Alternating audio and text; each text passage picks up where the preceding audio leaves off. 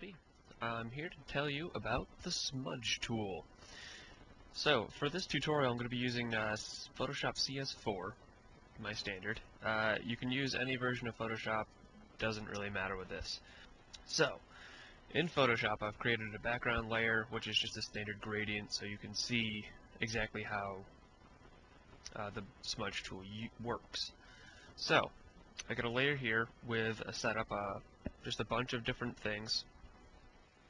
Now, what exactly the Smudge tool does is takes whatever pixel you click on and will push or pull it.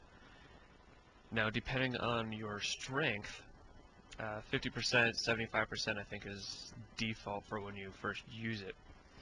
It will pull the pixels further and eventually fade out.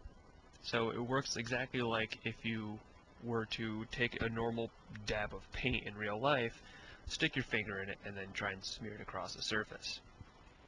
So 75% is, I believe, the default. It pulls it pretty good.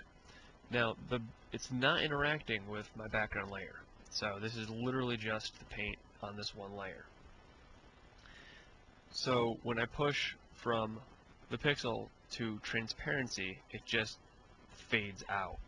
If I push into another pixel, it will actually join and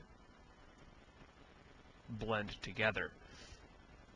Now, a lot of concept artists use this to quickly get through stuff because with a lighter, depending on your brush, with a lighter strength you can meld different colors together and get a smoother edge. So working with conceptual design, you can quickly just throw down lines and then blur them together later on.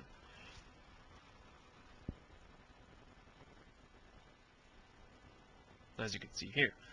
So with the higher strength, basically when you click and pull, 100% pulls the same color indefinitely. I can just pretty much do this forever and keep painting red. The lower the brush, it moves barely at all. So over here I have a giant sphere, nothing big, and to show this off a little bit, there's a lot of different ways of doing it, but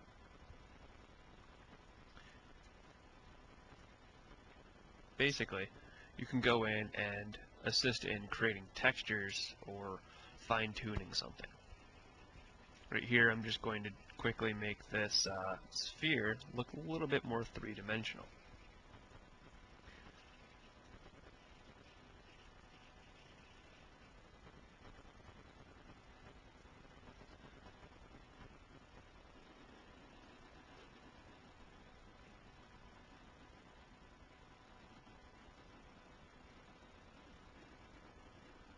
Going in and working with it, you can basically push and pull these forever. Eventually they become to get a little bit more faded off, and you may have to add more paint to it. That is actually where, if you click up here, finger painting option, when you use the smudge tool and click down and drag, it'll take whatever your foreground color is and add a little bit of that paint to it. There's a little bit of white, a little bit of black, a little bit of pink, and this helps so that you can keep going and using the smudge tool, and it won't get too much darker or too much lighter. I'm going to be using some downloaded brushes specifically for this. Brush Pro, created by Noiseless Member. He's in the DeviantArt registry. Look him up. This is a fantastic brush set. I would definitely recommend going and picking this up.